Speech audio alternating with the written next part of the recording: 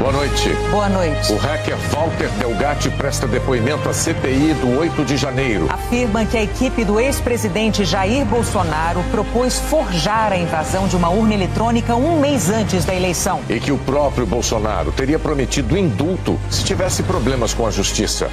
Ele disse assim: fique tranquilo, se caso algum juiz te prender, eu mando prender o juiz. E deu risada. A defesa do ex-presidente diz que vai apresentar queixa-crime contra o hacker por crimes contra a honra. E a Polícia Federal convoca Walter Delgatti para depor novamente amanhã. A Operação Lesa Pátria prende 8 suspeitos de convocar os ataques na Praça dos Três Poderes. A maioria dos ministros do Supremo vota pela criação do chamado juiz de garantias. Dificuldades de acesso afastam da pré-escola milhares de crianças brasileiras. O Jornal Nacional está começando. A CPI dos atos golpistas ouviu hoje o hacker Walter Delgatti, que foi preso por ter invadido o sistema da justiça. Ele fez acusações a Jair Bolsonaro. Disse que o então presidente promoveu ações para divulgar informações falsas sobre as urnas eletrônicas. Delgatti não apresentou provas. Walter Delgatti chegou à CPI com uma liminar do STF para ficar calado, mas afirmou que responderia às perguntas da CPI. Ele foi convocado porque passou a ser peça-chave nas investigações sobre a tentativa de fraudar as eleições do ano passado. Em 2019, o nome dele apareceu publicamente depois que Delgatti invadiu o celular de autoridades que atuavam na Operação Lava Jato. Voltou a ser preso em junho do ano passado por descumprir medidas cautelares, entre elas a proibição de usar a internet. Em depoimento à Polícia Federal, naquele momento, disse que tinha voltado a atuar na internet porque havia sido contratado para cuidar das redes sociais e do site da deputada Carla Zambelli, do PL. Mês passado, a Justiça autorizou que Delgatti respondesse ao processo em liberdade, mas ele voltou a ser preso no início deste mês na operação da Polícia Federal que investiga a invasão de computadores do Poder Judiciário. Delgatti afirmou à PF que, a mando de Zambelli, inseriu um falso mandado de prisão para o ministro Alexandre de Moraes, do Supremo Tribunal Federal, no sistema do Conselho Nacional de Justiça, e que recebeu R$40 mil da deputada e de assessores dela para tentar invadir sistemas do Judiciário. Hoje, na CPI, Walter Delgatti disse que ainda no ano passado participou de uma reunião na sede do PL a pedido de Zambelli e que nessa reunião o marqueteiro do partido, Duda Lima, solicitou que ele produzisse um código falso para ser inserido numa urna eletrônica emprestada.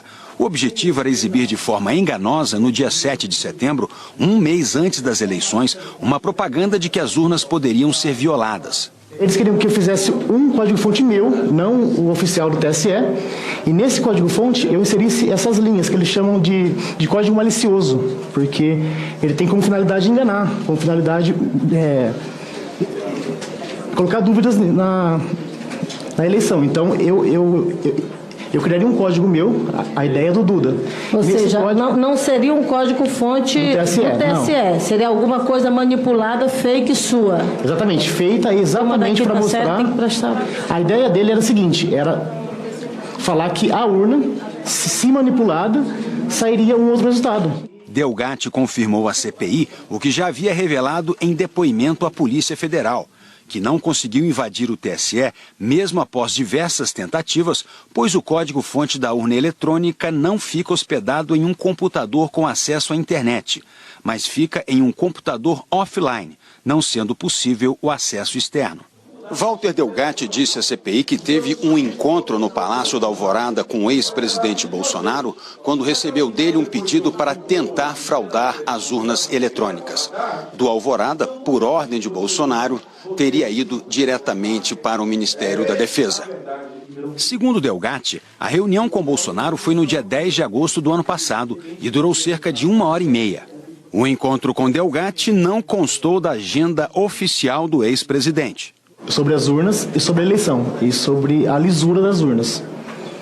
E a conversa, ela foi bem técnica, até que o presidente me disse, falou assim, olha, a parte técnica eu não entendo, então eu irei enviá-lo ao Ministério da Defesa, e lá com os técnicos você explica tudo isso. A conversa, ela se resumiu nisso. E também ele pediu que eu fizesse o que o Duda havia dito sobre o dia 7 de setembro. Delgatti afirmou que esteve 5 vezes no Ministério da Defesa, que se encontrou inclusive com o então ministro Paulo Sérgio Nogueira. E afirmou que o relatório do Ministério sobre as urnas eletrônicas, entregue ao Tribunal Superior Eleitoral no dia 9 de novembro do ano passado, foi feito a partir de orientações dadas por ele. Eu posso dizer hoje que, de forma integral, aquele relatório tem exatamente o que eu disse. Não tem nada menos, nada mais. Os questionamentos apresentados no relatório do Ministério da Defesa contrariam frontalmente as conclusões das demais entidades fiscalizadoras, como o Tribunal de Contas da União e a Ordem dos Advogados do Brasil, que atestaram que o processo eleitoral é seguro e imune a qualquer vício. A integridade do processo eleitoral brasileiro também foi atestada por inúmeros observadores internacionais. Diante das declarações, a relatora da CPI, Elisiane Gama, do PSD, classificou o depoimento como bombástico. Presidente, eu quero finalizar e dizer que o depoimento de hoje é um depoimento muito importante para os trabalhos da CPMI, bombástico, como o senhor coloca. As informações que são trazidas a essa comissão são informações absolutamente sérias. E são informações que estão no entorno do ponto central desta CPMI, que é exatamente o questionamento do resultado eleitoral, a tentativa de emplacar uma vulnerabilidade e a busca de pessoas que já tinham histórico em relação à invasão para que legitimasse claramente uma narrativa que é incompatível com a realidade em relação ao processo da segurança eleitoral. A reunião do dia 10 foi várias vezes abordada durante o depoimento. Os parlamentares queriam que o hacker desse mais informações sobre o que o ex-presidente pediu a ele. O senhor afirmou que teve contato, teve relação, tomou café da manhã, teve reuniões com o ex-presidente da República, Jair Messias Bolsonaro. E nessa reunião, ele lhe contratou para fraudar a urna, para fraudar o processo eleitoral. O senhor pode me confirmar essa afirmação? Sim, confirmo. À tarde, o senador Flávio Bolsonaro, do PL, confirmou o encontro de Delgatti com o ex-presidente no Palácio da Alvorada. O próprio Jair Bolsonaro já tinha admitido a reunião. A conversa com o senhor Walter era exatamente para que ele demonstrasse os seus conhecimentos, para que fosse oficialmente instruído o TSE sobre possíveis vulnerabilidades das urnas eletrônicas. Foi só isso. O hacker se recusou a responder às perguntas feitas por ele e outros parlamentares de oposição. Delgatti também relatou uma outra conversa em que teria ouvido de Jair Bolsonaro que o ministro do Supremo Tribunal Federal, Alexandre de Moraes, tinha sido grampeado por estrangeiros. Segundo Delgatti, Bolsonaro pediu que ele assumisse a autoria do crime. O hacker afirmou que não sabe se o grampo existe e que não teve qualquer acesso ao material. A TV Globo apurou que não há nenhum indício de que o ministro Moraes tenha sido grampeado ilegalmente. Ao longo de toda a sessão, Walter Delgatti afirmou diversas vezes que o então presidente Bolsonaro lhe prometeu um indulto no caso de ter problemas com a justiça. O hacker disse à CPI que a promessa de indulto partiu de Bolsonaro durante um encontro que tiveram no Palácio da Alvorada, intermediado pela deputada Carla Zambelli. A fala de Delgatti à CPI ocorreu quando ele explicava aos parlamentares o plano de tentar atacar as urnas. Você, nesse momento, colocou, por exemplo, a possibilidade de você ser punido, ser preso por isso? Você recebeu deles algum tipo de garantia de proteção? Sim, recebi, inclusive a ideia ali era que eu receberia um indulto do presidente. Ele havia concedido um indulto a um deputado federal e como eu estava com o processo da spoofing à época e com as cautelares que me proibiam de sair à internet e trabalhar, eu visava a esse indulto e foi oferecido no dia. O deputado mencionado por Delgatti é Daniel Silveira, que teve o indulto anulado pelo Supremo Tribunal Federal. A promessa de perdão, segundo Delgatti, foi repetida em outra conversa que ele disse ter tido com Jair Bolsonaro, dessa vez por telefone e também intermediada pela deputada Carla Zambelli. Segundo o hacker, Zambelli enviou um carro para buscá-lo em casa e depois a encontrou. Ele afirmou que dentro do carro ela enviou uma mensagem por celular e logo depois Bolsonaro ligou. De acordo com Delgatti, Bolsonaro pediu que o hacker assumisse a autoria do grampo que supostamente teriam conseguido nos telefones do ministro Alexandre de Moraes. Nesse momento, segundo Delgatti, Bolsonaro repetiu a oferta de perdão de pena em uma eventual condenação. E disse que em troca eu teria o prometido indulto, e ele ainda disse assim, ó, se caso alguém te prender, eu mando prender o juiz. Ele usou essa frase. Não, eu não entendi. Ele disse assim, fique tranquilo, se caso algum juiz te prender, eu mando prender o juiz, e deu risada. Delgatti indicou o nome do ex-presidente como responsável direto ou indireto pelas ilegalidades que lhe foram propostas e repetiu que partiram sempre de Bolsonaro as promessas de indulto que o livrariam da prisão. Quem pediu para o senhor tentar fraudar esse sistema? A Carla Zambelli, por ordem do presidente Bolsonaro, do ex-presidente Bolsonaro. Quem pediu para o senhor assumir a autoria de um suposto grampo contra o ministro Alexandre de Moraes? Presidente Bolsonaro. Quem te convidou para fazer propaganda eleitoral para sugerir ao povo uma suposta fraude no sistema eleitoral? O marqueteiro Duda e também o presidente Bolsonaro. Ok. Quem te encaminhou ao Ministério da Defesa para elaborar questionamentos ao TSE sobre o sistema de votação? Então, o presidente Bolsonaro. Ok. Quem te disse que se o senhor cometesse um ilícito, seria perdoado e receberia um indulto? Então, o presidente Bolsonaro. Quem te deu carta branca para agir até mesmo na ilegalidade? Ou então, o presidente Bolsonaro. Em resposta a um questionamento do senador veneziano Vital do Rego, do MDB, Walter Delgatti afirmou que aceitaria participar de uma eventual acariação com as pessoas que citou a CPI e que não se importaria de ficar frente a frente com o ex-presidente Bolsonaro para repetir tudo o que disse hoje. Ainda não houve votação de requerimento para esta acariação. Diante das novas informações reveladas à CPI e que não haviam sido mencionadas ontem em depoimento à Polícia Federal, como a proposta de indulto do suposto grampo de Alexandre de Moraes e da orientação que teria dado a servidores do Ministério da Defesa, Walter Delgatti foi intimado para depor novamente amanhã à PF. A relatora da CPI, a senadora Elisiane Gama, do PSD, disse ver condições de pedir que Jair Bolsonaro seja indiciado. Eu diria que hoje os elementos apresentados a esta comissão nos dão fortes condições de, ao final, termos o indiciamento do ex-presidente Bolsonaro. Nós precisamos compatibilizar com as quebras que nós estamos defendendo que ocorra. Dentre elas, a quebra de sigilos, eu diria, de relatórios do COAF, que são os RIFs, e também essas quebras telemáticas. A defesa do ex-presidente Jair Bolsonaro classificou as declarações de Walter Delgatti como falsas e desprovidas de prova. Afirmou que elas contêm, em tese, o crime de calúnia e que adotará as medidas judiciais cabíveis.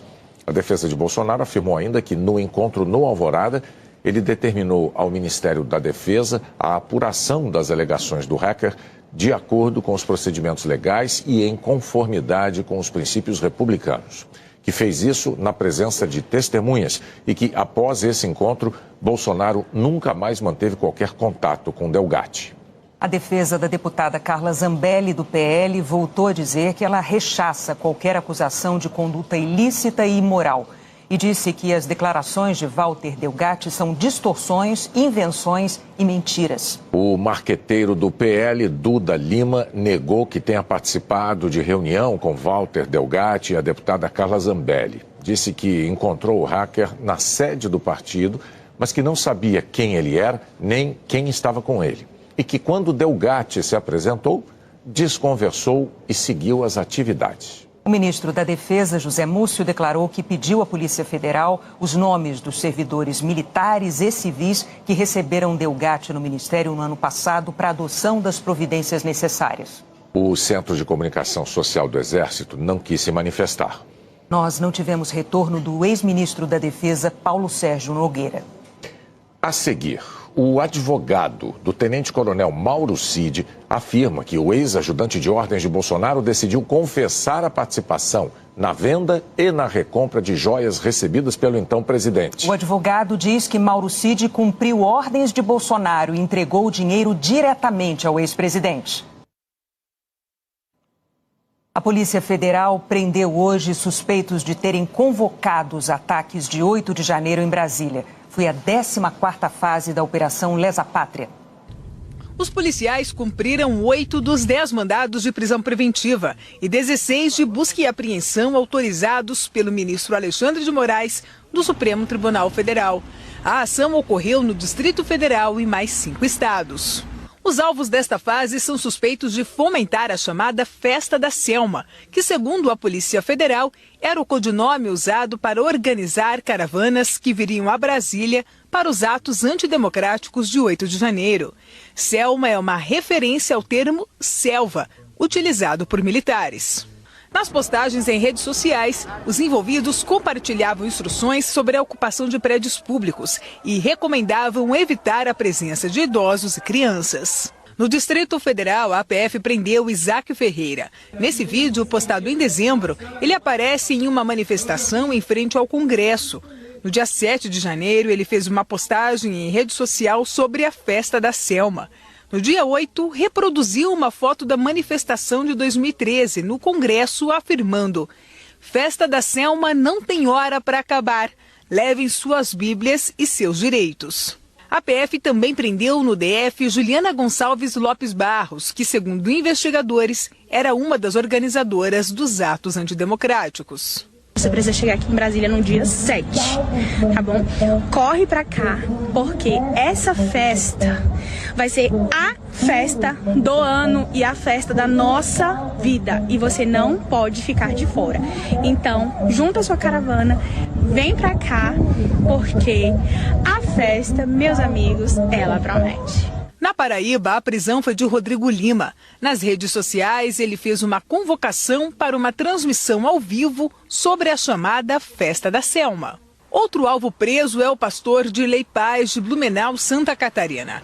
Ele publicou esse vídeo convocando seguidores para os atos 2 dias antes das invasões em Brasília. Entendemos que esse é o momento de que o povo precisa se aglutinar em Brasília em busca da sua liberdade, não buscando ainda a transparência naquilo que nós não concordamos do que aconteceu nas eleições de 2022. E em Goiânia foi presa a cantora gospel Fernanda Oliver.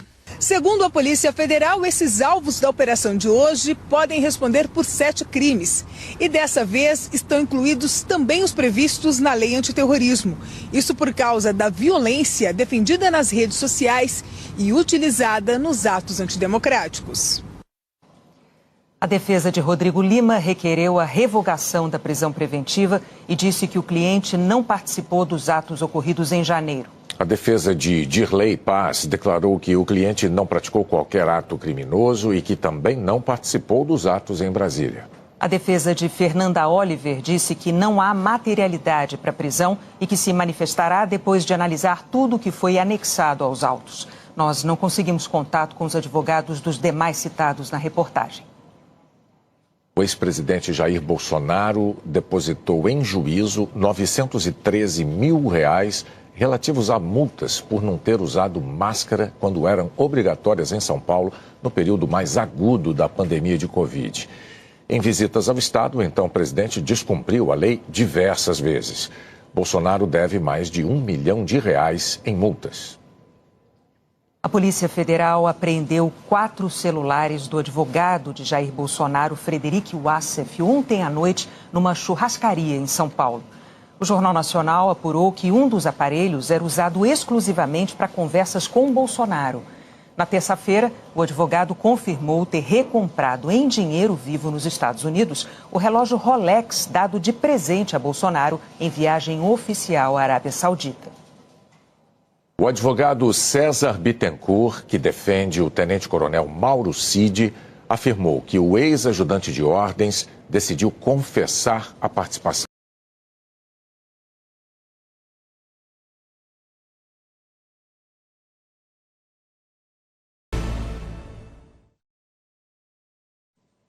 O principal índice da Bolsa de Valores brasileira fechou em baixa de 0,53%.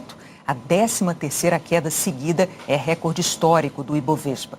O cenário externo é de incerteza sobre a força da economia chinesa e os juros nos Estados Unidos. A cotação do dólar comercial caiu para R$ 4,98. O Conselho Nacional da Previdência Social reduziu hoje de 1,97% para 1,91% ao mês a taxa máxima de juros de empréstimos consignados para aposentados e pensionistas do INSS. O teto dos juros para a modalidade cartão de crédito consignado caiu para 2,83% ao mês. Mais de 48 horas depois do apagão que atingiu 25 estados e o Distrito Federal, ainda não há uma conclusão sobre as causas da interrupção no abastecimento. Um relatório preliminar divulgado hoje pelo Operador Nacional do Sistema confirmou que o problema inicial foi uma falha numa linha de transmissão no Ceará, mas que essa falha não seria capaz de derrubar todo o sistema. O documento também afirmou que o sistema está sendo operado em condições mais conservadoras para garantir a segurança. O relatório final do ONS deve ficar pronto em até 45 dias. Agora é hora da previsão do tempo no Jornal Nacional, ao vivo de São Paulo. Eliana Marques, boa noite. Oi, Bonner. Boa noite para você, para Renata e muito boa noite para você também. Tem previsão de tempestade nessa sexta-feira, do Rio Grande do Sul a Santa Catarina, passando pelo oeste do Paraná e sul de Mato Grosso do Sul. Deve chover muito, com raios e granizo, e principalmente nas cidades gaúchas tem risco de inundação, segundo o Centro Nacional de Monitoramento e Alertas de Desastres Naturais. Também pode ventar forte, até 80 km por hora nessa faixa mais escura, e 70 km por hora na intermediária, que inclui Florianópolis, Curitiba e Campo Grande. De Cuiabá a São Paulo, Rio de Janeiro e até Vitória, ventos de 50 km por hora. As mudanças no tempo acontecem porque um ciclone extratropical e uma frente fria se formam amanhã. Em Porto Alegre, chove a qualquer hora e a temperatura cai 7 graus. Hoje fez 33, amanhã 26 graus. Em Florianópolis, 26 também, em Curitiba 25 e em Campo Grande 34 graus. As 3 cidades podem ter fortes pancadas de chuva a partir da tarde também.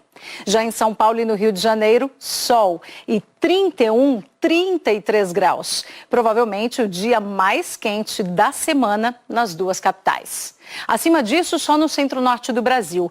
35 graus em Manaus e Rio Branco, 36 em Porto Velho, 37 em Palmas e Teresina, 39 graus em Cuiabá. Em Mato Grosso e em toda essa área amarela, tempo firme. No extremo norte e no litoral nordestino, pouca chuva, somente 10 milímetros. Em Salvador, no Recife e em Boa Vista. É o calor que predomina. Aliás, agosto está mais quente do que o normal até agora, especialmente nas regiões em vermelho escuro nesse mapa. Parte do Ceará, divisa do Tocantins com Goiás, Mato Grosso do Sul, São Paulo. No Rio Grande do Sul, dias quentes e frios têm se alternado e vai ser assim nesse fim de semana também. Em Porto Alegre, no sábado, mínima de 10 e máxima só de 19 graus. No domingo, 20, na segunda-feira, 22, mas na terça, 28 graus de novo. E até o fim do mês, a chuva se concentra na região sul, no litoral de São Paulo e no sul de Mato Grosso do Sul, enquanto diminui mais no norte e praticamente não chove em grande parte do país. Até amanhã, Bonner e Renata. Obrigada, Eliana. Uma operação da PF em 5 estados para combater o garimpo ilegal na terra indígena Yanomami apreendeu aviões e helicópteros num hangar em Goiânia. Os principais alvos de hoje foram pilotos, mecânicos e financiadores da logística do garimpo ilegal. A maioria dos ministros do Supremo Tribunal Federal já votou pela obrigatoriedade da implementação do chamado juiz de garantias. O modelo estabelece que a investigação e o processo criminal terão 2 juízes. O primeiro, juiz das garantias, atua na parte da investigação.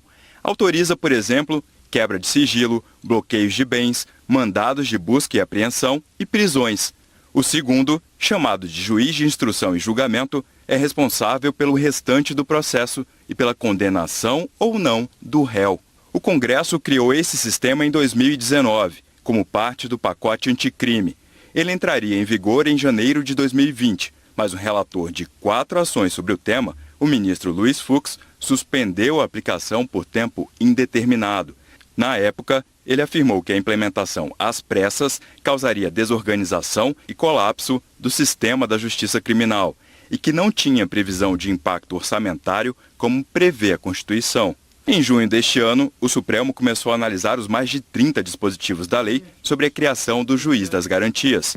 Na ocasião, o relator votou pela inconstitucionalidade de trechos do texto.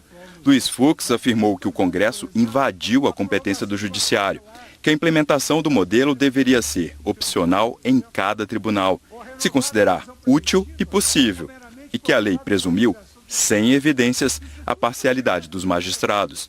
Ele ressaltou que o atual ordenamento jurídico já garante a imparcialidade dos juízes. Segundo o relator, a imposição da lei poderia gerar caos na justiça criminal, ao aumentar o custo e o tempo de tramitação dos processos. O juiz das garantias não passa de um nome sedutor para uma cláusula que atentará contra a concretização da garantia constitucional da duração razoável dos processos, do acesso à justiça, que também tem que ser entrevisto em relação ao juiz que vai julgar, para a normatividade dos direitos fundamentais, tudo que depende do aprimoramento e da eficiência da tutela jurisdicional. O julgamento foi retomado agora em agosto, depois do pedido de vista de Dias Toffoli. Ele disse que a nova figura representa um avanço na área penal e é adotada por diversos países. E foi o primeiro a divergir parcialmente do relator ao votar pela obrigatoriedade da implementação do juiz das garantias. Segundo o ministro, se o modelo for opcional, não será adotado. Penso que deixar a adoção de tais providências ao sabor das conveniências regionais e da estrita discricionariedade dos entes federativos e dos tribunais implicaria dar a eles o poder de tornar o juiz das garantias letra morta. Em seu primeiro voto em plenário, o ministro Cristiano Zanin também defendeu a obrigatoriedade da lei. Afirmou que o juiz das garantias pode contribuir para garantir imparcialidade e combater injustiças. Não é apenas nos processos ou operações de grande repercussão que o juiz das garantias deverá ter relevância para garantir a imparcialidade do julgamento. Pelo contrário, a implementação do juiz das garantias também poderá, na minha compreensão, auxiliar no combate às injustiças e preconceitos sociais e raciais que, lamentavelmente, se fazem presentes no sistema de justiça. Os ministros André Mendonça, Alexandre de Moraes, Nunes Marques e Edson Fachin também votaram pela obrigatoriedade do modelo do juiz das garantias. Essa foi a 9ª sessão do Supremo a tratar sobre o tema. Ainda faltam 4 votos. Até agora, por 6-1, a maioria formada para fixar que é obrigatória a criação do juiz das garantias e que cabe ao Conselho Nacional de Justiça definir as regras e a transição para os processos em andamento. O Supremo ainda vai decidir, por exemplo, qual o prazo para a adoção do modelo. Em outros pontos da lei, já há maioria formada. A maioria dos ministros votou para que a análise da denúncia, que é a acusação formal, seja feita pelo juiz de instrução e julgamento. O Congresso tinha deixado essa etapa com o juiz das garantias. A maioria dos ministros também votou para que o modelo não seja aplicado em tribunais do júri, casos de violência doméstica e familiar e de investigados com foro privilegiado em cortes superiores. A lei já previa que o juiz das garantias não vale para crimes com pena de até 2 anos, como ameaça, lesão corporal leve e desacato. Ao mesmo tempo, os ministros também decidiram que o modelo vai valer na Justiça Eleitoral e que deve haver prazo para que o Ministério Público envie apurações e investigações para análise e acompanhamento da Justiça. A seguir, dificuldades de acesso afastam da pré-escola milhares de crianças brasileiras. Quase 180 mil crianças brasileiras de 4 e 5 anos não frequentam a escola porque têm dificuldade de acesso. É nesse pequeno comércio que a Kerlaine, de 4 anos, passa a maior parte do dia. Sem vaga na escola mais próxima de casa, ela acompanha a mãe no trabalho.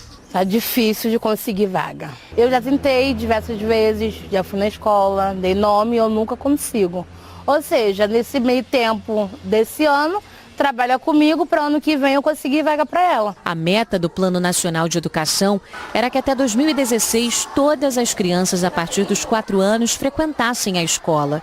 Mais de 425 mil crianças entre 4 e 5 anos estão fora da pré-escola, mesmo a frequência sendo obrigatória para a faixa etária. E as famílias que mais sofrem com esse problema são aquelas que vivem em situação de pobreza e que têm a dificuldade de acesso às escolas como principal motivo. A ausência ou a distância das unidades de ensino e a falta de vagas impedem 42% dessas crianças de acessar a educação primária. Já em 40% dos casos, a opção de não levá-las à escola vem dos próprios responsáveis. Os dados são do Todos pela Educação, com base na Pesquisa Nacional por Amostra de Domicílios, a PNAD contínua. O levantamento divulgado hoje considera escolas públicas, privadas e conveniadas. Onde existe muita demanda e pouca oferta, o poder público precisa se programar para a construção de novas unidades escolares. A escola, ainda mais a pré-escola, ela não pode ficar uma ilha ali isolada de outras assistências, de outras políticas públicas, por exemplo, vacinação, atendimento à nutrição, há espaços para brincar. Mãe solo e ex-moradora de uma ocupação na zona norte do Rio, a Raíra deixou de levar o filho Ryan, de 4 anos, para a aula durante vários meses. Desempregada, ela não conseguia arcar com o transporte. A dificuldade foi mais para me poder trazer ele, passagem que não tinha, entendeu? Muitas vezes eu estava sem dinheiro, e vou falar a verdade, eu estava sem nada mesmo dentro de casa que eu pudesse passar para os meus filhos. Mas a escola sentiu falta do Ryan e, por meio de telefonemas, cobrou a presença dele. E agora que a Raíra arrumou um emprego, já pode levar o filho para a aula. Com a busca ativa, elas me ajudaram muito e até chegaram a me pressionar um pouco para me poder correr mais rápido e trazer ele de volta mais rápido para a escola. A pré-escola é o alicerce e ninguém constrói nada sólido se não tiver um alicerce forte. O número de mortes violentas no Brasil caiu 3,4% no primeiro semestre em relação ao mesmo período do ano passado. Houve mais de 19 mil assassinatos. Segundo o monitor da violência do G1, o Sudeste foi a única região onde o número de homicídios aumentou, com um peso maior do Rio de Janeiro. Os dados não incluem mortes em decorrência de ações policiais. A Polícia Federal cumpriu um mandado de busca e apreensão em Mossoró contra um suspeito que disse fazer parte do grupo terrorista Al-Qaeda. O alvo da ação autorizada pela Justiça Federal no Rio Grande do Norte usava as redes sociais para ameaçar a vida de um ministro do Supremo. Um tiroteio interrompeu hoje à tarde um evento de campanha de um dos candidatos à presidência do Equador, na cidade de Durán. A polícia e o ministro do Interior equatorianos descartaram a hipótese de atentado contra Daniel Noboa. Há uma semana, o candidato de centro-esquerda, Fernando Villavicencio, foi assassinado quando saía de um comício em Quito. Na última segunda-feira, foi morto um diretor partidário de esquerda, Pedro Briones. A eleição vai ser no próximo domingo. Mais de 60 pessoas desapareceram num naufrágio em Cabo Verde, na África. O barco levava imigrantes senegaleses para as Ilhas Canárias, na Espanha, e naufragou na costa de Cabo Verde, quase 300 quilômetros ao norte da Ilha do Sal. A embarcação deixou o Senegal em 10 de julho com 101 passageiros a bordo. Mais de 60 podem ter morrido. 38 pessoas foram resgatadas com vida e estão na Ilha do Sal. Na tenda. O oficial de saúde informou que os sobreviventes estão sendo hidratados e submetidos a testes de malária e Covid. Até agora não temos nenhum positivo. Quase 600 pessoas morreram tentando chegar às Ilhas Canárias em 2022. 126 desapareceram na mesma rota nos primeiros 6 meses deste ano.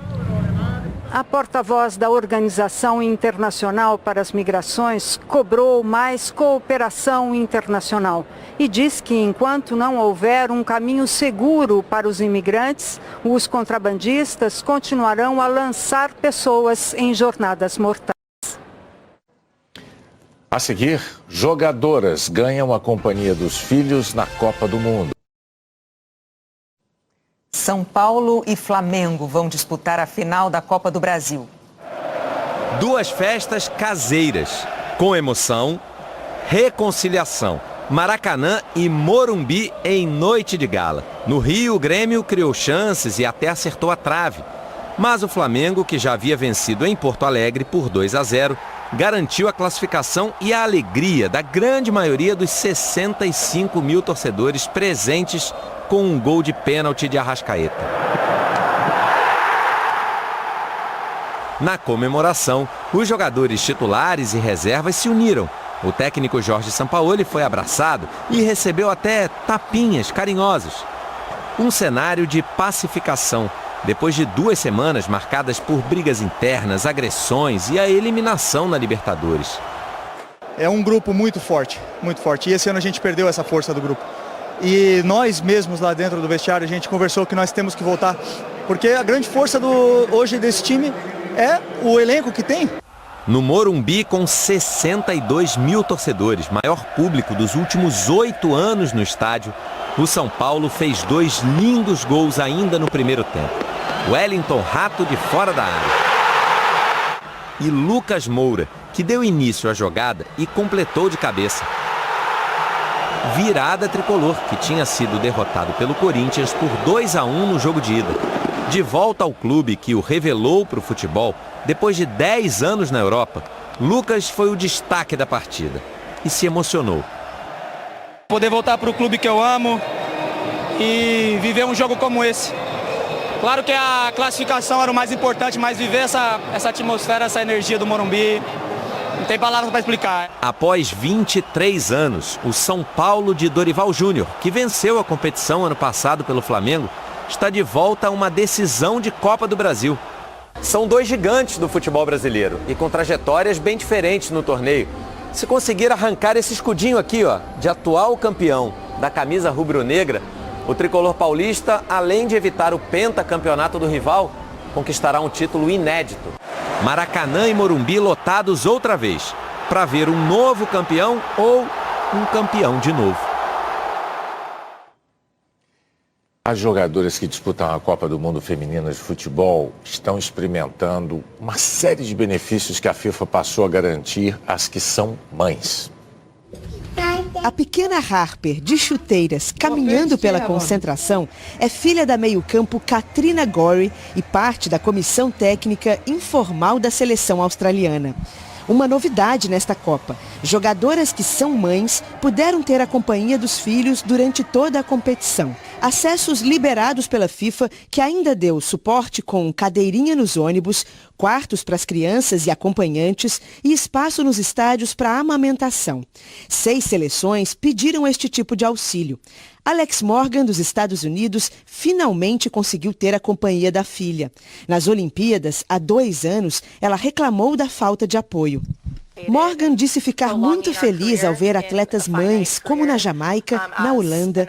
Para ela, são esforços que permitem manter o alto desempenho depois de se ter um filho e que ajudam a mulher a não ter que encerrar a carreira para ser mãe. As constantes reivindicações provocaram uma mudança ainda antes do Mundial. Em 2021, a FIFA criou regras trabalhistas para jogadoras gestantes, como a licença maternidade remunerada de no mínimo 14 semanas e multas e sanções esportivas a clubes em casos de demissão de jogadoras grávidas sem justa causa. E os benefícios tendem a mudar o atual cenário. A última pesquisa sobre o assunto mostrou que, num total de 3.600 jogadoras entrevistadas, apenas 61 eram mães. E entre as que não tinham filhos, quase a metade disse que queria ter, mas só depois da aposentadoria. A zagueira Irene Paredes, da Espanha, é uma das mães que continuam na Copa. Domingo, ela disputa a final contra a Inglaterra. E disse que ficar perto do filho Mateus, de 2 anos, na concentração, deixa tudo mais fácil. É bastante mais simples. O Jornal da Globo é depois de The Good Doctor. Boa noite. Boa noite. Até amanhã. Fala galera, beleza? Aqui quem fala é o Diego, canal Diego Esportes. E tô chegando para te avisar que hoje tem Vila Nova e Mirassol pela 24ª rodada do Campeonato Brasileiro da Série B. E no vídeo de hoje você vai ficar informado e vai saber tudo sobre esse jogo.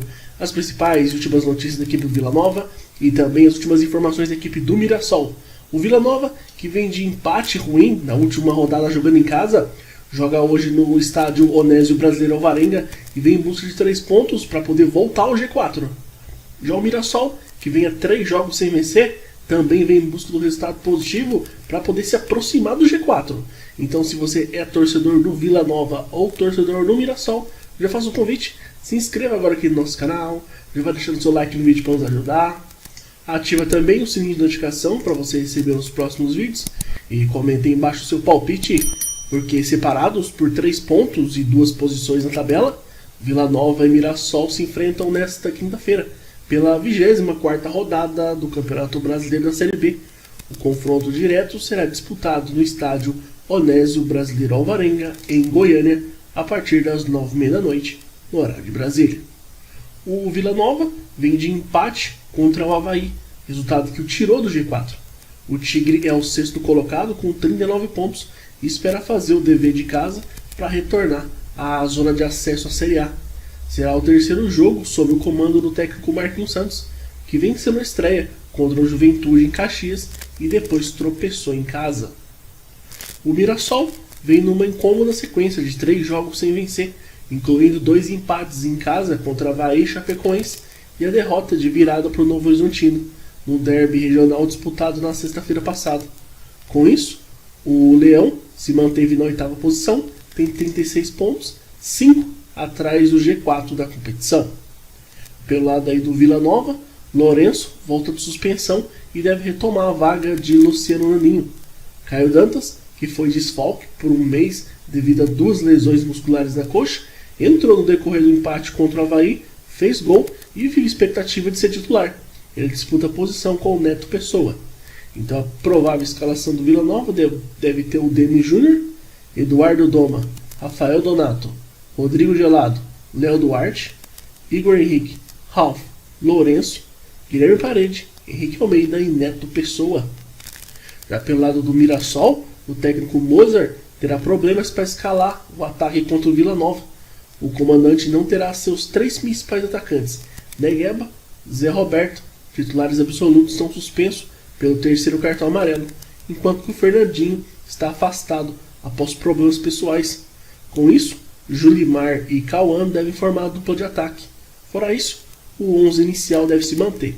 Então, a provável escalação do Mirassol deve ter o Alex Muralha, Luiz Otávio, Thalisson Kelvin, Guilherme Biro, Lucas Ramon, Danielzinho, Yuri Lima, Gabriel, Chico Kim, Julimar e Cauã. O jogo hoje vai ser apitado pelo André Luiz Schettino, com o assistente número 1, Felipe Costa de Oliveira, assistente número 2, Leonardo Henrique Pereira, e na arbitragem de vídeo o Emerson de Almeida. O Vila Nova, como ele já disse, é o 6º colocado, 23 jogos, 39 pontos, 11 vitórias, 6 empates, 6 derrotas, marcou 26 gols, sofreu 13, tem um saldo positivo de 13 gols. Já o Mirassol vem na 8ª colocação, 23 jogos, 36 pontos, 10 vitórias, 6 empates, 7 derrotas, marcou 25 gols, sofreu 21, tem um saldo positivo de 4 gols. Na próxima rodada, o Vila Nova joga fora de casa, enfrenta a equipe do Criciúma, e o Mirassol em casa recebe o Juventude. Então é isso, rapaziada. Desejamos a todos aí um ótimo jogo, que vençam o melhor, fiquem todos com Deus e até a próxima.